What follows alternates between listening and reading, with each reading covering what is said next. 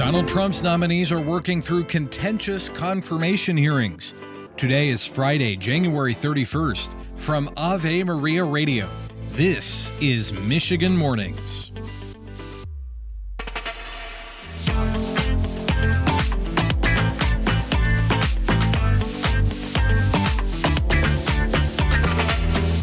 Good morning from Ishpeming. I'm Matthew Handley. Today is the memorial of St. John Bosco. We'll hear some of his wisdom soon, but first let's begin with this news. Detroit City Councilman Fred Durhal III has entered the city's mayoral race. He has been on the council since 2021 and served in the State House from 2015 to 2019. Durhal says he wants to continue Detroit's gun violence task force, noting the city's homicides and crime rates last year were at their lowest levels since the 1960s. City Council President Mary Sheffield and Councilwoman Santir Jenkins are also running to succeed Mayor Mike Duggan. Congresswoman Rashida Tlaib and Detroit City Councilwoman Gabriela Santiago Romero are urging immigrants to know their rights. They spoke in Detroit yesterday to the Latino community, as many are afraid of increases in arrests by immigration and customs enforcement agents.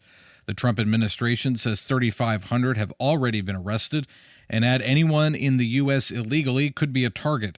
Tlaib says no one wants criminals in the country, but an entire community should not be vilified. Volunteers are active conducting the annual point-in-time count of the homeless nationwide.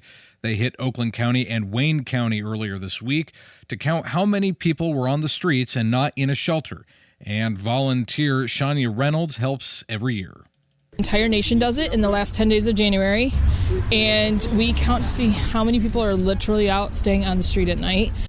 The pit count is required by the U.S. Department of Housing and Urban Development to allocate funding for homeless reduction efforts. In last year's count, there were 357 homeless people counted in Oakland County.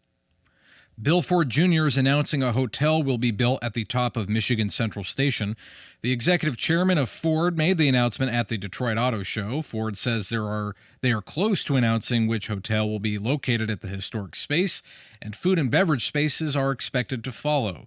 Ford purchased the building in 2018 and spent 6 years restoring it before it reopened last year.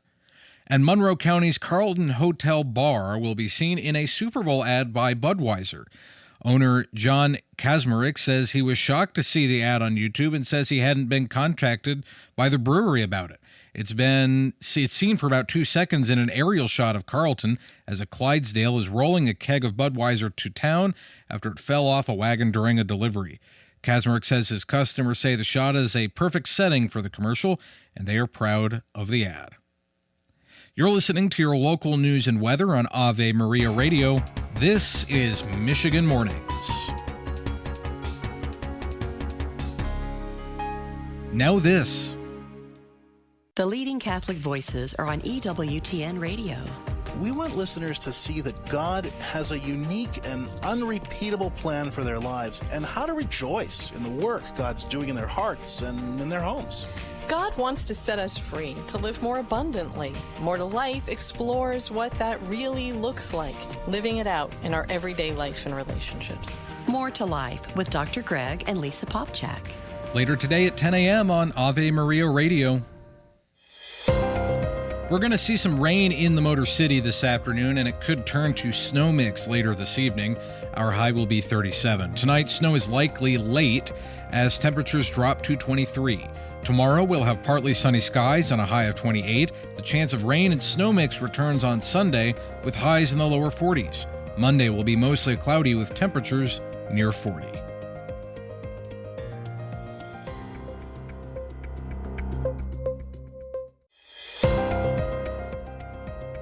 We have a chance of freezing rain and wintry mix in the Saginaw Valley today, so watch out for slick roads. Our high will be 34. Tonight will be mostly cloudy with lows dipping to 18. Tomorrow will be partly sunny with a high of 27. Sunday, the snow returns with highs around 40. Monday will be partly sunny with temperatures in the mid-30s.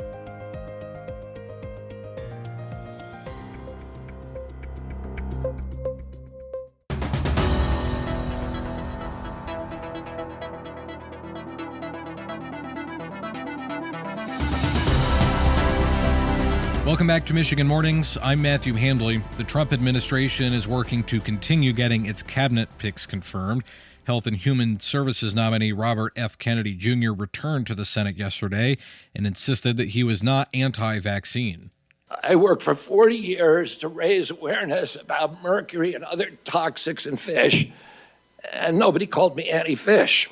He says he's pro-safety and pro-good science. He also got into this clash with Vermont Independent Senator Bernie Sanders when asked if he believes vaccines cause autism, despite studies to the contrary. Senator, if you show me those studies, I will absolutely, as I promised to Chairman Cassidy, I will apologize. That is a very troubling response because the studies are there. Your job was to have looked at those studies as an applicant for this job. Also on the Hill yesterday were FBI Director nominee Kash Patel and Director of National Intelligence nominee Tulsi Gabbard. The National Transportation Safety Board yesterday promised a full investigation into the deadly collision between an American Eagle passenger jet and an Army helicopter at Ronald Reagan National Airport near Washington, D.C. All 67 people aboard the two aircraft were killed in the crash. NTSB Chairman Jennifer Hamady says the investigation is in the very early stages. We are going to leave no stone unturned in this investigation. We are going to conduct a thorough investigation of this entire tragedy, looking at the facts. The NTSB's goal is to have a preliminary report on the crash ready in 30 days. Late last night, investigators found and recovered the black boxes from both aircraft, and as of last night, the airport has resumed flights. Finally, the FCC chair is investigating NPR and PBS over allegedly airing commercials. Federal Communications Commission leader Brendan Carr wrote in a letter that its member stations could be broadcasting underwriting announcements that cross the line into prohibited commercial advertisements. Meanwhile, NPR President and CEO Catherine Mayer told The Hill that their programming does indeed comply with all federal regulations.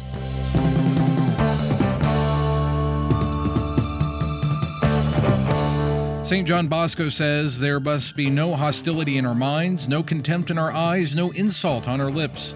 We must use mercy for the present and have hope for the future, as it is fitting for the true fathers who are eager for real correction and improvement.